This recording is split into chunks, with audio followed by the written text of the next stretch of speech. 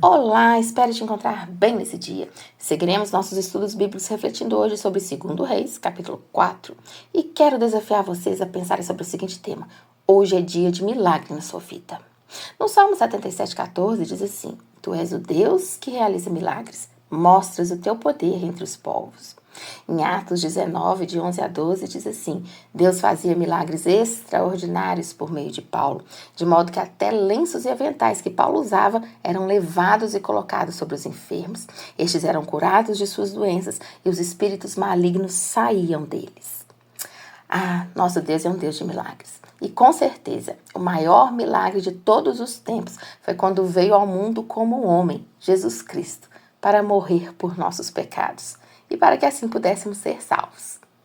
Mas, antes de prosseguir aí com essa nossa reflexão, quero te pedir que se inscreva aqui no nosso canal, ativa aí o sininho, assim você vai receber as notificações e pode ajudar a expandir a palavra de Deus.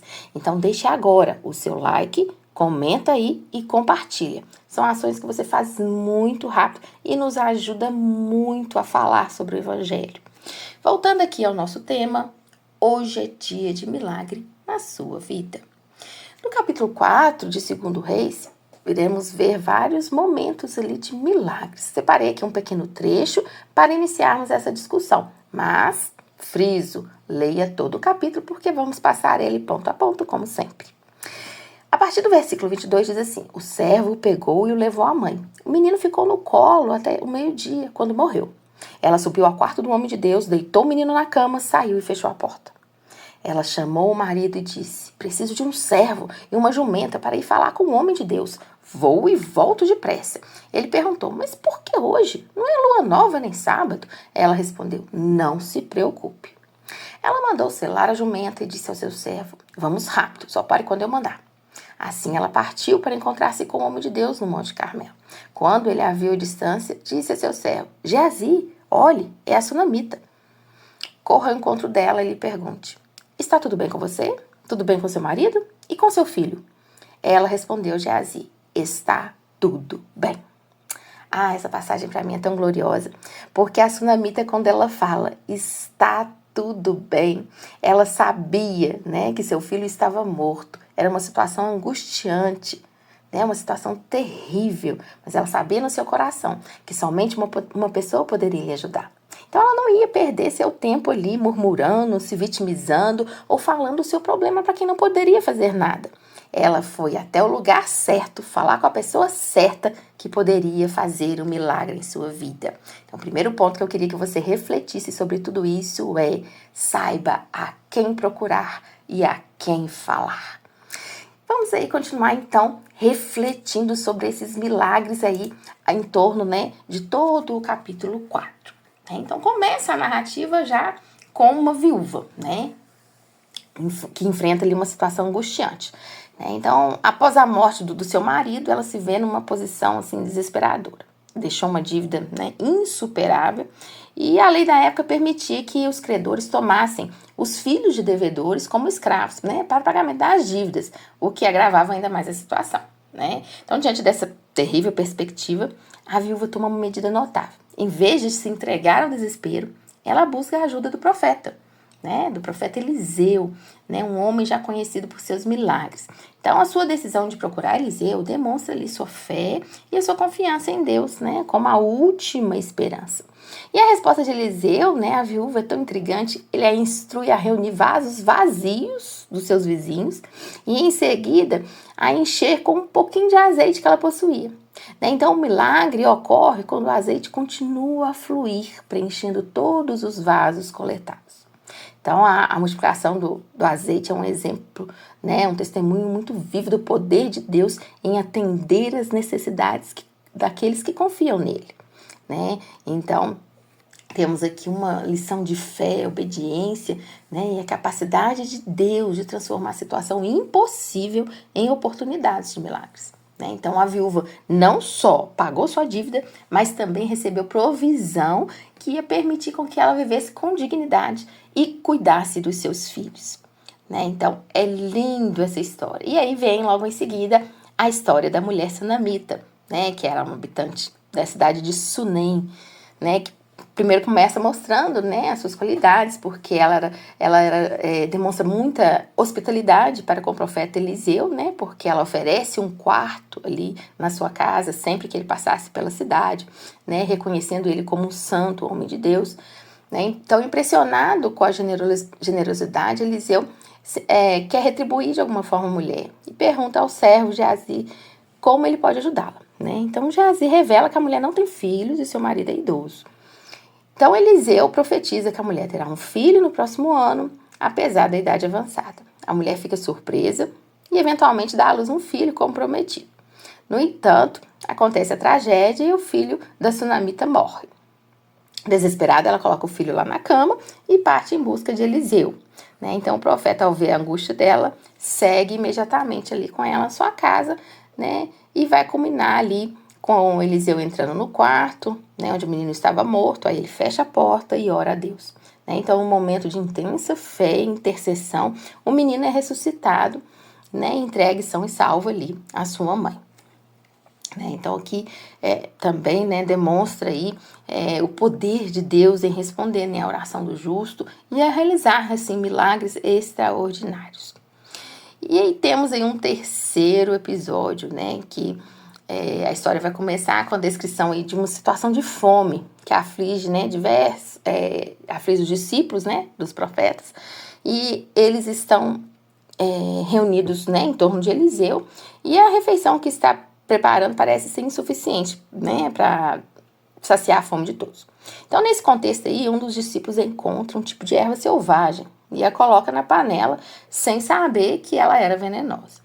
Quando os discípulos começam a comer dessa refeição preparada, imediatamente percebem o gosto amargo e tóxico da comida. Alarmados, né, eles clamam a Eliseu por socorro. O profeta age então com calma e sabedoria, pedindo que tragam farinha para fazer uma refeição nova. E o milagre ocorre quando Eliseu lança a farinha na panela e a comida envenenada é purificada, né, tornando-se então segura para o consumo. Os discípulos então podem comer sem temor e não sofrem nenhum mal, né? Então aqui nós temos várias lições, né? Primeiramente, destaca aí a importância de buscar a orientação de Deus e confiar em sua sabedoria, né, nas dificuldades. Eliseu, como profeta, demonstra uma conexão assim, direta com Deus e a capacidade de discernir solução para o problema.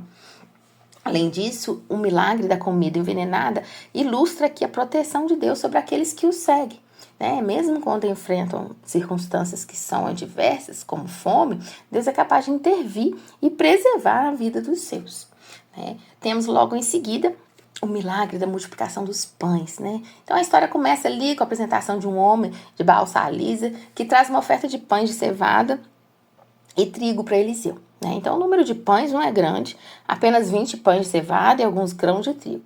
Então isso seria insuficiente para alimentar uma grande multidão que estava ali reunida. No entanto, Eliseu não se desanima aí pela escassez da comida. Em vez disso, ele age com fé e com obediência. Instrui lá seu servo a distribuir os pães e os grãos de trigo, né, para toda a multidão, apesar de uma quantidade limitada, né? Então, a despeito das expectativas humanas, o milagre acontece. Todos ali na multidão são alimentados e ainda sobra alimento, né? Esse episódio da multiplicação vai se destacar, né, a abundância de Deus, né, que pode surgir da obediência e da própria fé em Deus, né? Então Eliseu confiou na providência de Deus e não se limitou, né, pela escassez de recursos, né, que ele tinha. O milagre da multiplicação, né, mostra que quando confiamos em Deus e colocamos nossa fé nele, ele é capaz de suprir todas as nossas necessidades e faz isso de maneira abundante, né? Então, esse episódio também vai antecipar o ensinamento de Jesus sobre a multiplicação dos pães, né? O que demonstra aí uma conexão entre milagres, né, do Antigo Testamento e o ministério de Jesus no Novo Testamento, né? Então, ambos os milagres enfatizam o poder e a generosidade de Deus em suprir necessidades físicas e espirituais do seu povo. Bom, o que a gente pega aqui de 2 Reis 4 para os nossos dias, né? Então, assim como o profeta Eliseu foi usado por Deus para realizar milagres extraordinários na vida das pessoas naquela época, também temos um Salvador que opera maravilhas em nossas vidas nos dias de hoje. A história da viúva e o azeite milagroso nos ensina que mesmo nas situações mais desesperadoras, podemos confiar na provisão de Deus. Assim como o azeite se multiplicou abundantemente, o amor e a graça de Jesus são derramados sobre nós de maneira abundante. Ele supre todas as nossas necessidades espirituais e materiais, se tão somente confiarmos nele de todo o coração. O milagre da ressurreição do filho da mulher sunamita nos aponta para a ressurreição do nosso Senhor Jesus Cristo. Assim como o menino foi trazido de volta à vida pelas mãos de Eliseu, nós que estávamos mortos em nossos pecados, fomos ressuscitados espiritualmente por meio da fé em Cristo. Ele é a ressurreição e a vida, e aqueles que creem nele nunca morrerão. O episódio da comida envenenada nos lembra da importância de buscar a sabedoria de Deus em nossas escolhas diárias. Em um mundo assim lotado de tentações e influências malignas, somente em Cristo Jesus encontramos a verdadeira sabedoria que nos protege do veneno do pecado. Ele é o pão da vida, que nos sustenta e nos guarda de toda a maldade.